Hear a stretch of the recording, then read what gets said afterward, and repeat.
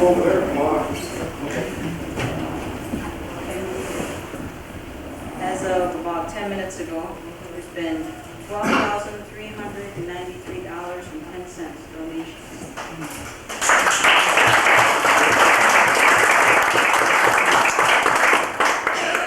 July 23rd, 1990, Oka Relief Workers, Six Nations release. Six Nations Oka Relief Workers are in the midst of launching a second food drive to help feed the 1,000 Mohawks and non-natives trapped behind police and military lines at Knesset. The committee, after successfully delivering 2 Salvation Army vans loaded with 200 boxes of food and medical supplies last week, discovered the crisis at Knesset is more severe than we have been led to believe.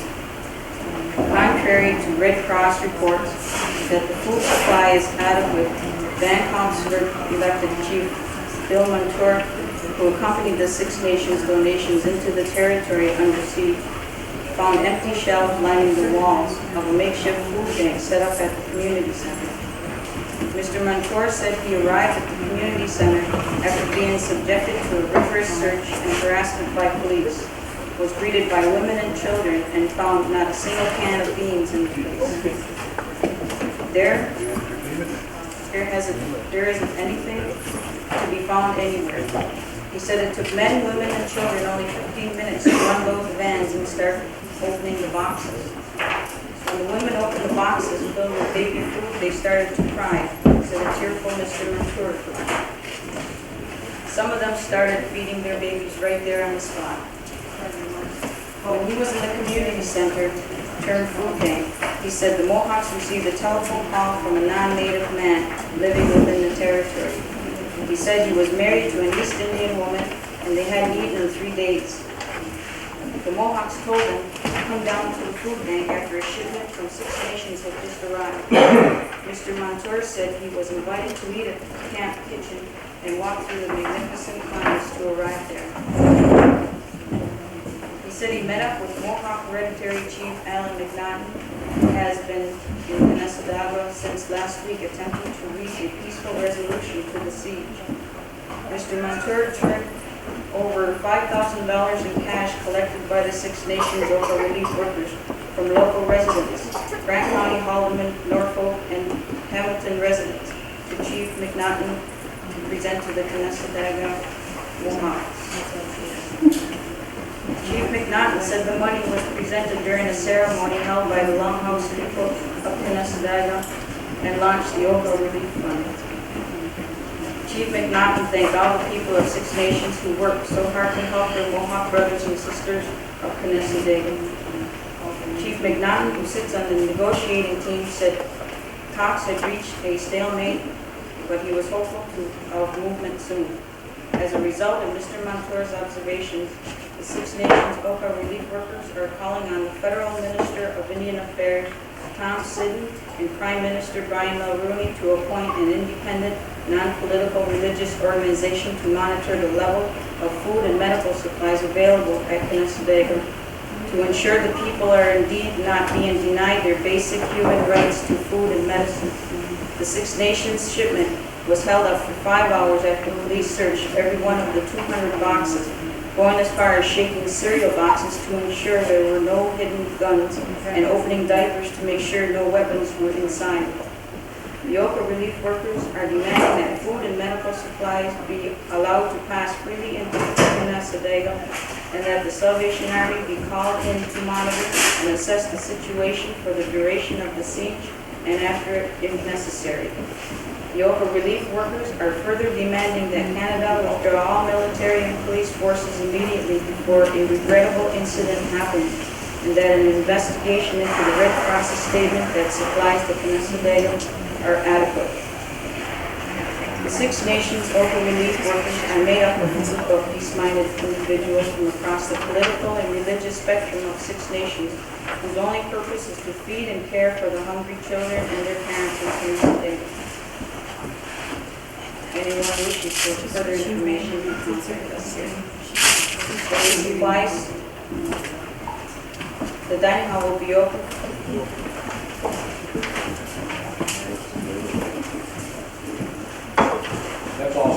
decided, what do you say? I think we should re-adjourn to the big part of the hall. There's more space over there, and it's honestly cooler. And two trucks that we managed to borrow from the Salvation Army were loaded with supplies, and 5,700 boxes of supplies, and a manifest was drawn up, including all the information that was in the boxes, as well as all the people accompanying the conference. That included 15 people who were picked to do certain jobs, observers, who made the newspaper and radio, I guess they were all newspaper reporters, photographers, two Salvation Army officers, two members of the Canadian, the Six Nations Veterans Association, as well as 4 drivers and co-drivers. Faithkeeper and pipe carrier also went. Convoy left at 12:29 a.m. from Cleveland here on July 18th, Wednesday. And at 12:35, turned off from White Swan Road onto Highway 53. We met 2 Hamilton Regional Police cruisers. And at 12:50 a.m., an OPP cruiser followed us to Hamilton. At 2:20 a.m., we also had another cruiser follow us. At around that time, we moved into Whitby and pulled off the highway into a little mall. 30 seconds after we arrived there, a temporary police car pulled in and asked if there were any problems. It was pretty quiet after that, as we had several problems with the mechanical problems with the trucks that they overheated and batteries died and stuff like that. We arrived at 9:50 at the checkpoint, which is at the Quebec border, at 9 in the morning. And that was at that point that we met Chief Counselor William McClure, Kenneth Deere, as well as Captain Michelle Lieutenant Michelle Ponce from Montreal Salvation Army. And after having a short meeting, proceeded from there up the highway where we encountered a truck inspection station, and as we approached that station, the lights flashed on, signaling for us to come in. We pulled into the station and were asked by the inspector on site to pull our vehicles around behind the building there, where we were met by 8 Quebec Provincial Police Force officers driving 6 police cruisers, including 2 plainclothes. And we spent 2 hours and 10 minutes while they had everybody leave the vehicles and asked everybody for identification, and they broke down and went to check through their computers to see that a couple of people in the entourage had faulty income tax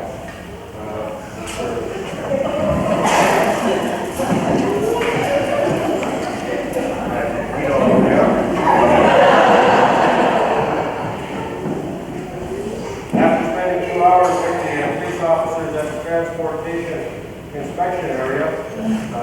They gave us back our identification and cleared the trucks through after they went and briefly checked through the trucks and opened only a couple of boxes to see that what was on the manifest was exactly what was in the boxes.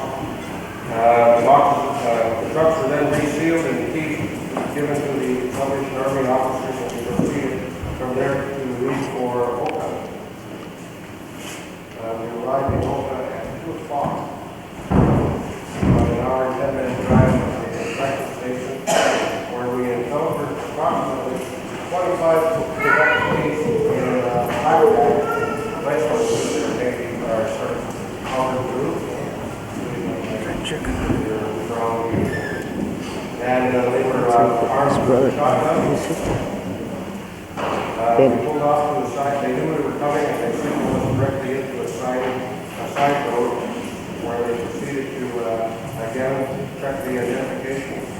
Across the road from where the vehicles parked was a little about a half-acre lawn, and all of the people in the entourage were asked to stand over there while one sentry was posted at the road. The convoy, another 6 to 7 at odd times behind the convoy were in charge of the inspection, and well as road, we figured, and we're undercover officers, like priests up in the monastery, watching things, as well as another road, 4 cars and approximately 12 police officers who were monitoring the situation.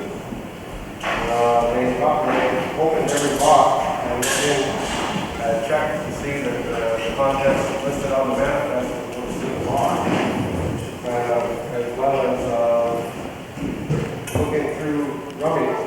They encountered a pair of brown jeans about this long that were in the rummage, and there was some discussion among the police at that time whether the conflict was allowed to go in because the jeans were camouflage dress, army kind of cloth. We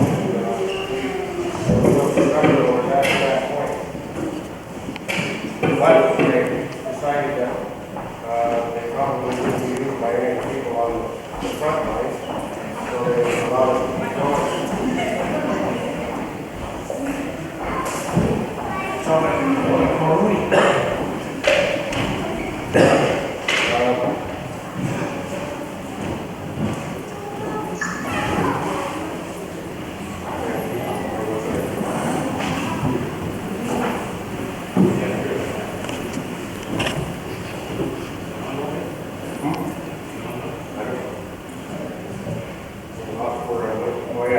The Children's Army Day, Guard. Anyway, there was some discussion over the drugs and so on, but these were no problem with the police officers. And they had to radio back to Montreal to develop a position on how the convoy would be allowed to arrive into Saunicidage. And it was at that point that while we were standing over in the pasture for approximately 2.5 hours,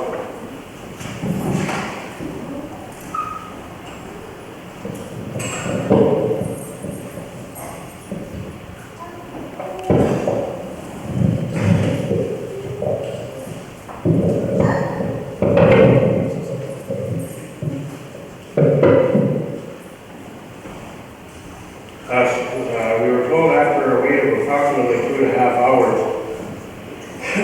in that pasture, just at the main intersection, or one of the main intersections going into the town of Oka, that the chief and the 2 drivers would be allowed in to the reserve. And there was some discussion at that time as to whether or not we would renegotiate that. It was thought that it was more important to get the food in. So Chief Counselor Bill Mastor was delegated by the group to accompany the 2 trucks in as requested by the Sûreté de Québec, the provincial police there. Approximately an hour and a half later, the trucks returned from the reserve, and the mission was successful. There were other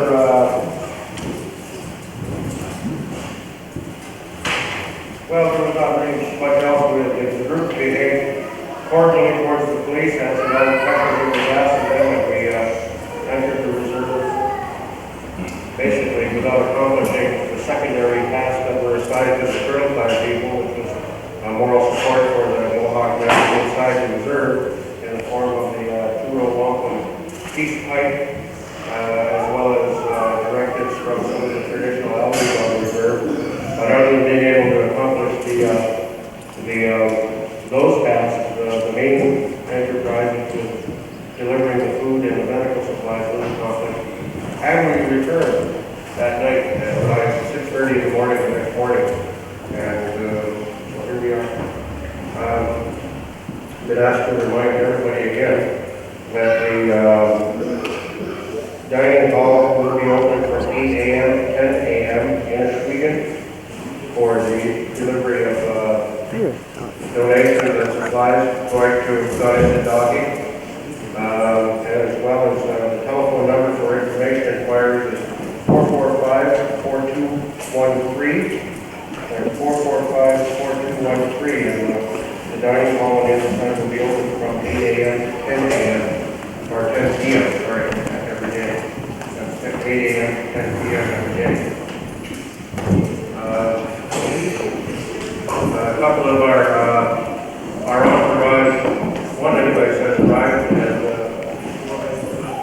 This guy, turn back on. We've got a special speaker here tonight. We're going to ask, he's from the Turtle Like this? Plant. $75. Dale. Look at that. He's got a story about it. We didn't anticipate any problems getting into the reserve, although it was expressed at several points by different members of the community that we probably would be turned away at the Quebec border, but we didn't encounter that. The lists and the locking of the trucks, as well as the discussions with the officers on site, seems to turn the situation from a confrontational one that we expected to one of we're pretty sure by the time 4 o'clock rolls around that we were going to get in. Although one day, got those kids, army came and stuff happened.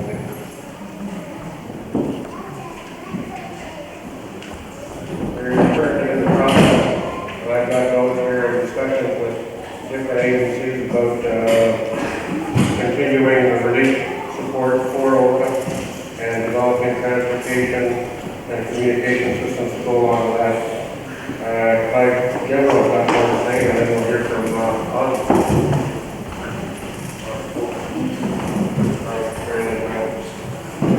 Who's that guy? I just wanted to make an announcement that we've gotten word from Bill and Is that her?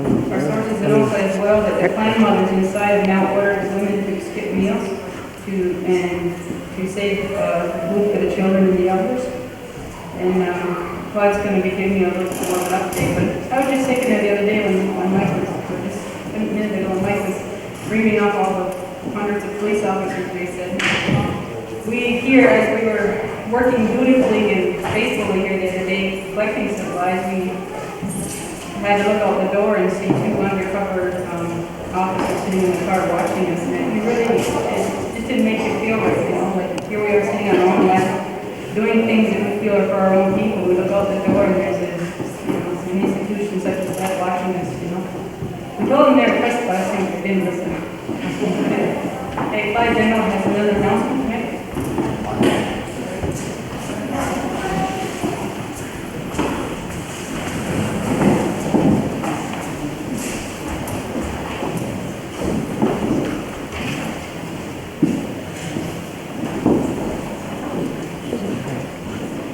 John Peters reminded the Gordon Birds sitting there. John Peters reminded the Gordon Birds.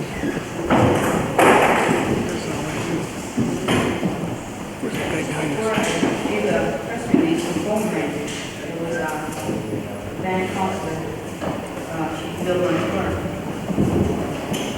We have just received a phone call from Van Costa, Chief Bill and Clerk. So the Chiefs of Ontario, Assembly, and Thunder Bay have also called for an independent investigator to monitor the food and medical supplies available to students of Rocky and to pull back the military and police forces.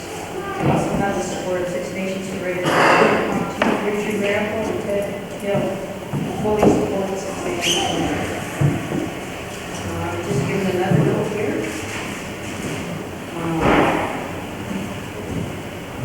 Talks from Mohawk Nation, the stand of Department of Indian Affairs has taken into consideration right now to move the kids and elders out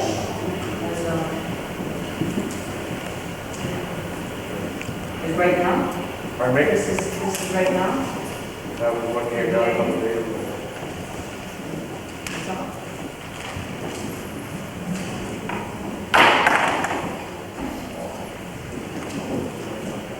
Call on Betty Doxtader. She's coordinated some drop-off points for the workers.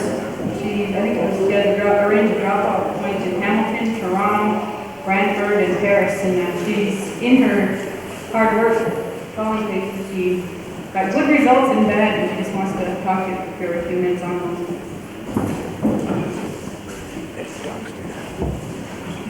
What's going on with anybody? There you go.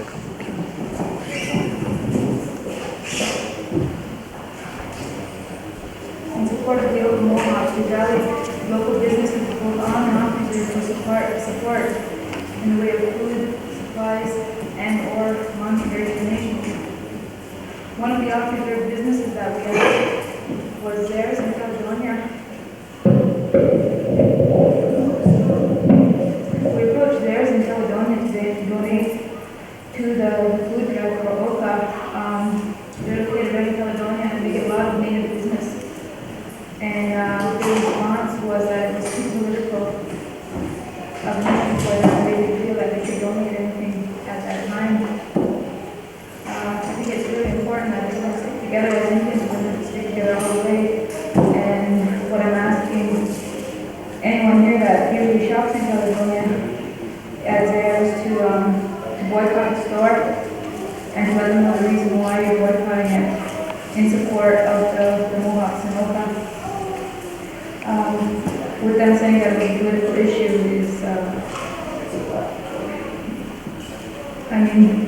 obviously they don't know what the issue is. The issue that we are looking at, the perspective that we're coming from, is that we know that there are people in that community that don't have food. They're being denied basic human needs such as baby supplies, medical supplies, and food. And so we're looking at it from the perspective that we have to work very hard so that those people will get those things. The political thing is something else. The issue that we're working on in the food drive is so that these people will be fed. We're going to continue to rally businesses. I've been in touch with a lot of churches in Brantford today. In Hamilton on Friday, for the whole day of Friday, in one day they collected over $1,000 in donations. And they had a room full of food supplies and baby supplies and blankets. And I picked them up on Friday evening. Within the same time frame, Brantford has had a food drive. And there was one person that dropped off a few canned goods. And that was for the same time frame that Hamilton was given. We're asking that people support the food drive, not for any other reason, not for any reason having to do with the land claim. You know, if you don't understand the land claim or you don't want to get involved in the politics, that the fact that there are young children in this country who are going without food and other people that are going without food and medical supplies, that should be reason enough.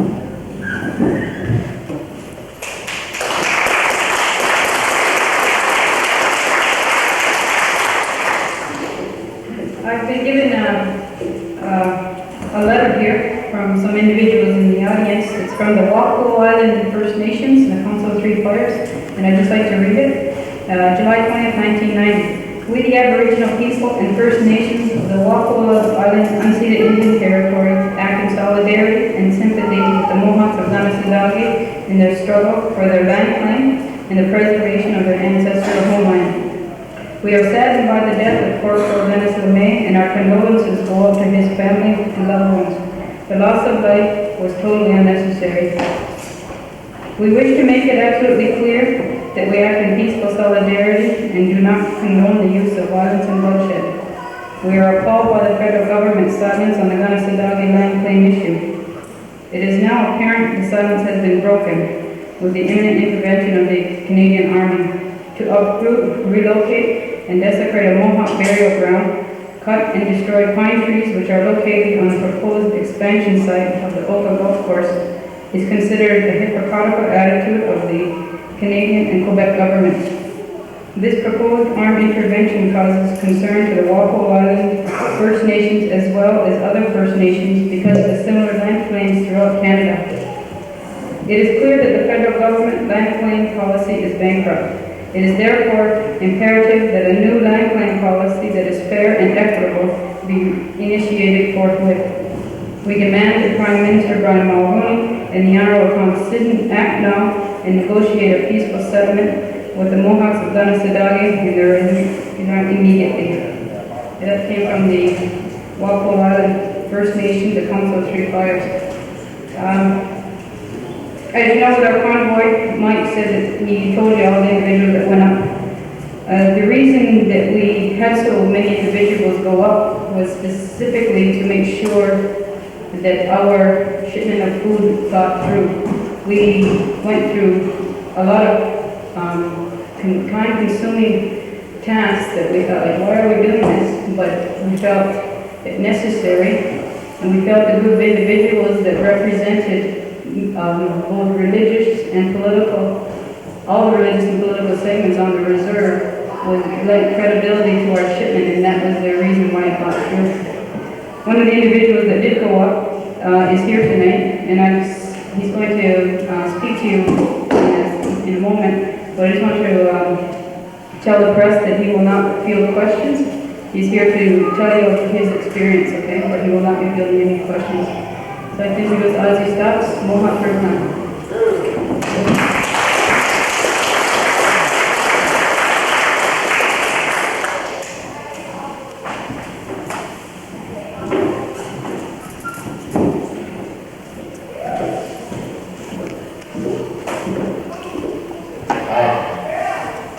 I was the one supposed to stay home. So you got a hat for it, so I guess I go. But anyway, there's a lot of things I usually start from the start and all the way through it. There's a lot of way down today. There is different circumstances. Where people's lives are in danger. I can't do it. There's probably 1,000 questions out there. Need answers. Maybe I could answer them all, but I'm not going to do that. They got women and children and stuff. They don't get their food. Now, they're looking for gas.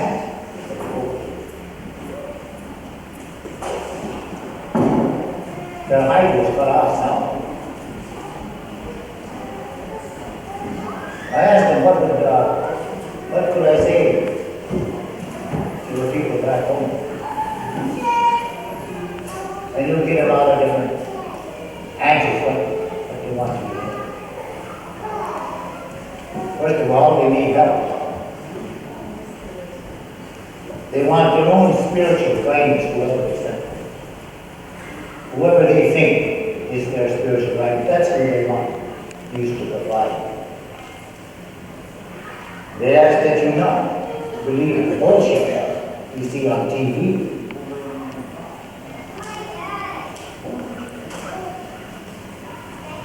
I shook hands with Chief Chancellor.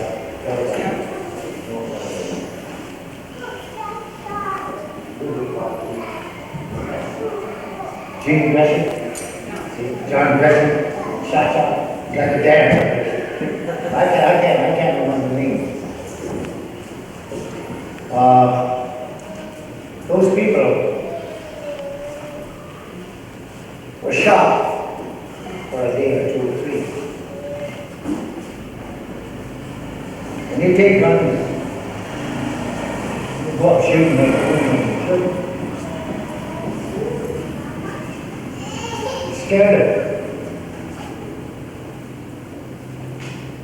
They got guns, and they got good ones, and they come back. And they come back mad. Please run away. So come on back, let's go, it's not women now. They won't come back. We're settled once and all, further than the police run away. You got people up there that are defending those places with their lives. Here I can go out and drive and go get coffee wherever I want. They got paychecks, they got employment checks, they can't get out, they can't nothing, there's no such thing as money.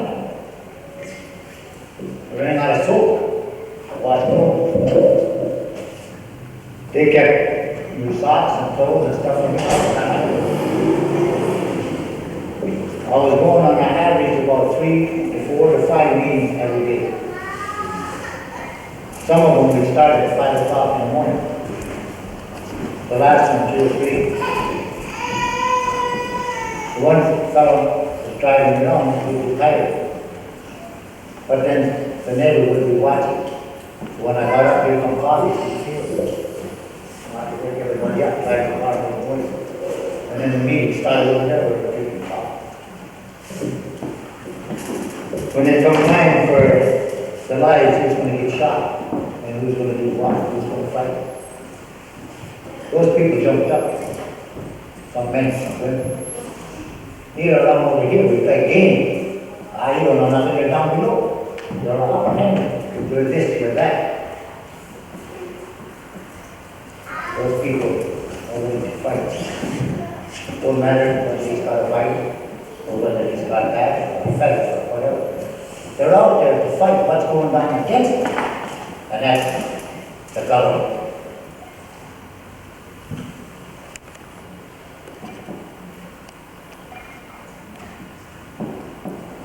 Warriors, they say, they're not good for nothing.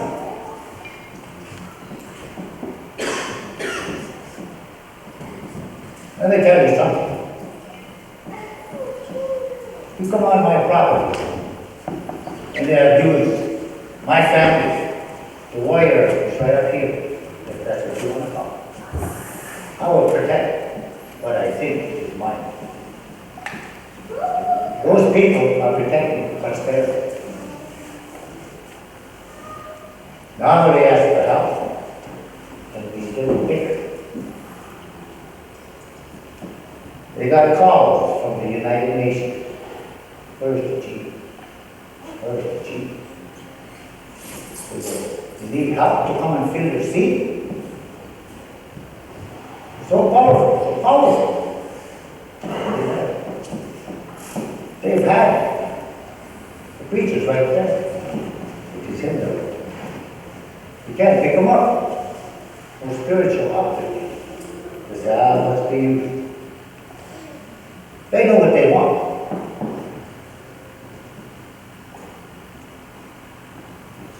They need help, support. But let's put it another way. If what they said is they want help from the people that care. Help from the people that are supposed to look ahead for generations to come. Help so when you're happy and when you're starving, you don't quit after. But if you intend to help, then help. Don't sit around and fool around like, oh, I'm going to say, here's a $50 bill. Send that to the, don't get to them. But we don't listen.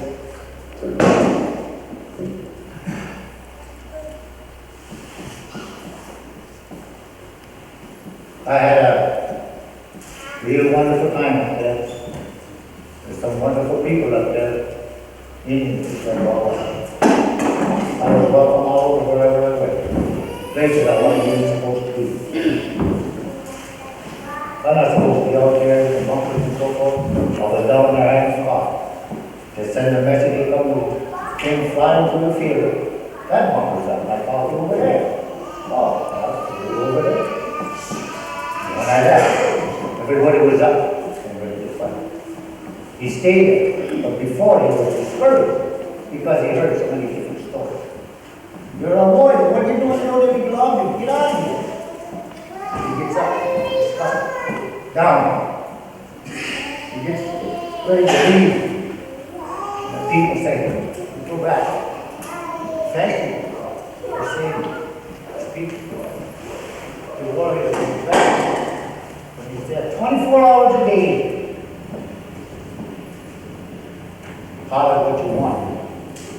His life is on the line, he puts out there first. So I'm not around to make fun of it. Holler what you want. He's got to settle down now for big decision time. They ask for it. I'll answer the question some other time. I kind of want to get some rest in my own bed. Maybe go eat, maybe go to the store. They can't do that up there. This is wonderful around here. But if you got pockets full of money and you can't buy anything. At least when they get up there, they buy it right down here, and they talk, and they come to a meeting. Now, the mother wants to go up there, but you rest and let me watch it. You don't see that down there. I don't. But if we ever expect to have this reservation, to have what is rightfully ours, and by God, you better start talking like me. And your reasons better not be selfish. They better be for the good of those 7 generations. Those 7 generations is what's going to keep this place and make the decision if they're brought up right. We need to be together. Thank you.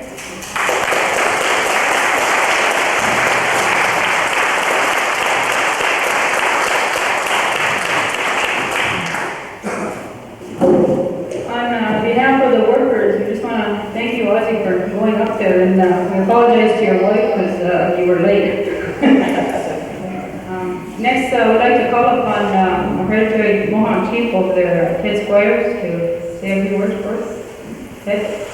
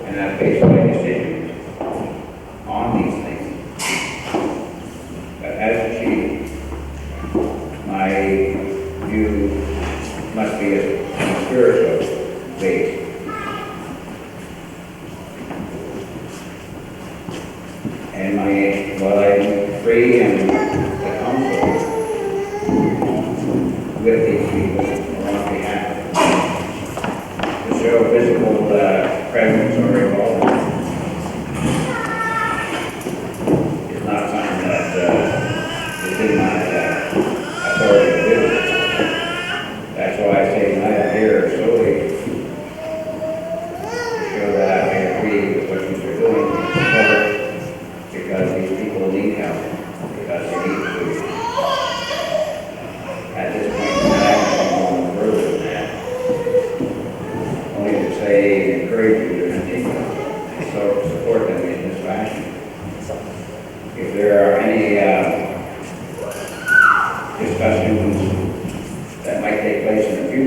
concerning the ramifications, the legal or cultural or whatever you want to call it, I'd be quite willing to participate with you and express my viewpoints concerning these things. But at this point in time, I think it's quite suffice to say, continue with what you are presently doing, because it is, you are here for the purpose of helping your brother or sister. You know.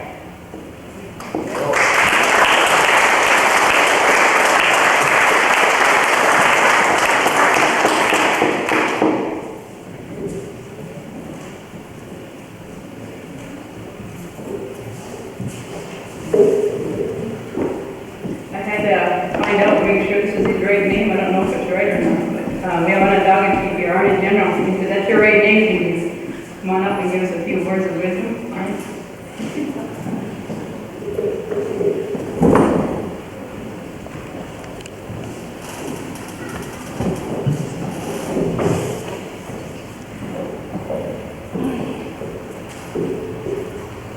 Scanos por Legiautas Corderos, Agigueli Dagi, David Sorjan Galitus and Yusuf again. Augustin Galigui, and those Boneto Bonadrigo, now Ungo. Swigany Love, that's where the Viso Tunia Electric, it's called in Talbot. Is that clear? You all understand that? I'm from the traditional aspect of this Confederacy Council.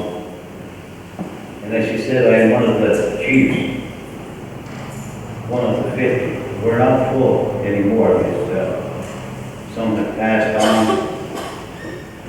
But what we have left, we are very sad to see the situation the way it has gone. Because we thought, as everyone else, that living in 1990 was going to be a change. It did not look like it was going to be for the worse, but it has materialized that way. I don't understand the Canadian government if they're using the War Measures Act on our people, our brothers and sisters. I am not Mohawk, I'm an Onondaga. But it hurts me to think of all those people out there that are having a hard time. I wish there was more that could be done some way through the political side of our nation. As you know, way back a long time ago when the peacemaker came, we laid down our weapons and we wouldn't fight anymore. There has been an arm, a faction that has risen and has gathered up those weapons again. And by gathering up those weapons, has created chaos for our people. It's sad to see that. I follow the great peace, and I cannot see myself grabbing a weapon and taking anyone's life. We all say that we are fighting for the land, and yet we know it is not 100% over. We know that it's supposed to be maintained for the next generation. If the white man gets it, is he going to give it to his next generation? Or is he going to sell it to a foreign generation across the water? It is depriving the native people of this continent of a livelihood, of a way of enjoyment for their children and for their grandchildren. So how are we going to make the white society sit up and realize that there is more to life than greed? That is the motivating force that is causing all this problem, is greed. And it's too bad that we are falling into that situation. But it is true that the gathering of food for them people is a necessity. How else can they maintain their way? How else can they look to the future if there is one? We don't know what the situation is going to hold. And it's sad to see that. If they don't let that food through, we all know what that means if you starve them out. And that is the War Measures Act. And yet at the same time, we're asked us, it's a police skirmish type thing. If that was the case, then that food should be getting through with no problem. So does that mean that Canada has declared war on the Native people? But let's put it this way, we're not alone in this fight. We have a lot of help coming from off the reserve. There's a lot of people out there who are really disgusted with their government. And I talked to some Germans today who are watching what's going on. They are from Germany. They were down here in Village. They are watching also what's going on. So we know that in this world, there are people out there who are backing us, who are backing the people, the Native people. But we should have known that this was coming because our ancestors had already told us what was ahead of us. My grandmother told me that. She told me about this here infestation of worms that we're going to see sometime. You won't know where they're going to come from. They're going to destroy your crops. Well, they started with the trees, and the crops will be next. I think in the future we are all going to suffer one way or another through the prophecies of the elders. I have learned that ever since I was knee-high to a grasshopper. When I used to go to sleep on the floor by the stovepipe, I would hear the old timers talking downstairs. That's where the old man used to pick me up. I'd be laying outside the stovepipe listening to those old men talking. And they talked about this time. How did they know? If we think we're smart, they never had an education, but they were able to communicate with nature. They were able to see what the future was going to hold. We don't have time anymore. We're either going to bingo, ball games, or cross games. We don't have time to sit around and think. We don't have time to visit and talk with each other. Because each mind carries a certain amount of logic. And you get all minds together in an open discussion, an informal discussion, and you've got a lot of ideas coming from that. You can practically see your future. We're losing because of the action that is going on amongst us. The bickering that is going on between the societies itself. That's why we're losing. I have been asked several times by various people, some that are in here today, as to why I am not up there in Oka. Well, I suppose it's a good time for me to answer that. If I was to walk into one of you people's houses and told you what to do, you'd probably throw me out without first inviting me in. And being an Onondaga, I cannot go up there without being asked by the chief. And the Condole chief up there is Samson Gabriel. Now he has to come down and he has to ask for help to the Confederacy Council before we can go in.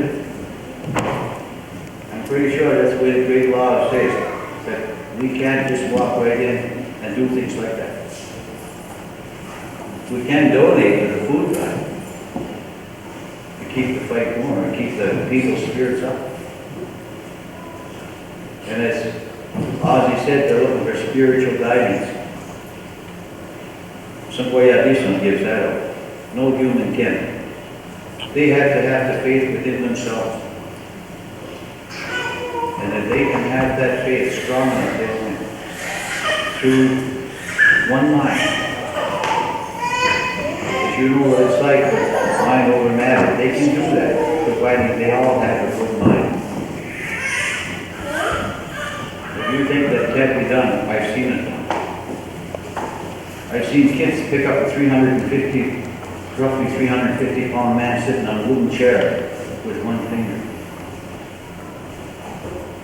And that's unified thinking.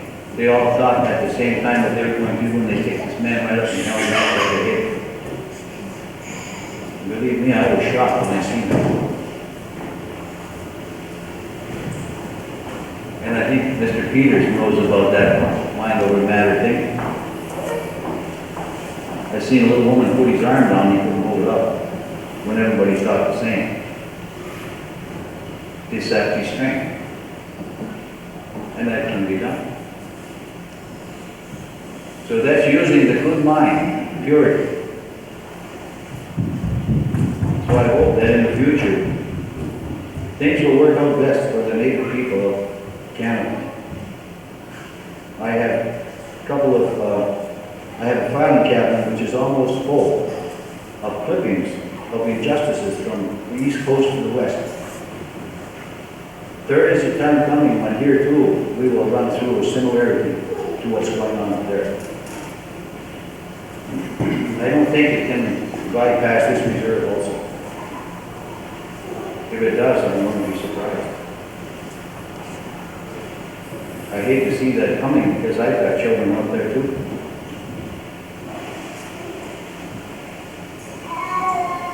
So whatever we do, let's think with a clear mind, good mind, for that future generation. Let's put our own differences aside and think of something good for a change. Yeah.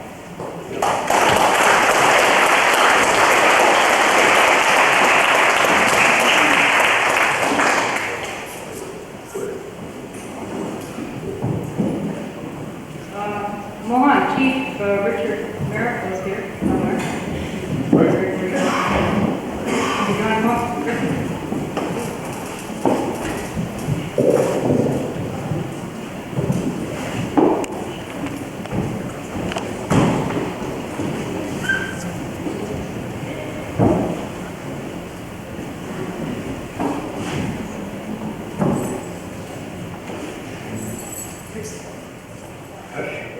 Bueno,